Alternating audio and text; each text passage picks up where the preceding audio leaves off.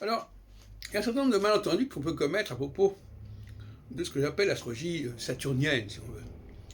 Parce que c'est pas parce que je dis que Saturne agit sur les masses, sur les foules, et qu'il confère un mouvement général commun à toute une population, que ça ne pose pas des problèmes au niveau individuel.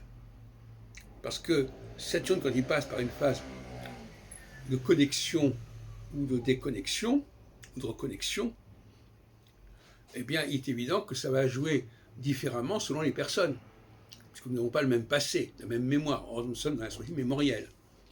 Donc, ce n'est pas parce que là, vous voyez, oui, il y a une très grande économie de moyens, avec un seul facteur qui agit sur tout le monde, il va y avoir un très grand nombre de variations, puisque il agit sur notre rapport à notre mémoire, à notre passé, et chacun a une mémoire et un passé différent.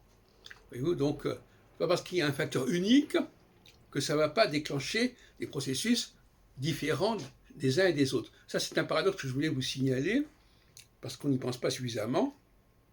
On croit qu'il faut des configurations différentes pour respecter la personnalité des gens, alors qu'en réalité, si on est dans un champ mémoriel, la mémoire étant quelque chose de très personnel, même si la démarche globale est la même, nous avons à gérer notre rapport avec notre propre passé, et par conséquent, que ce soit pour le dépasser ou pour se le réapproprier.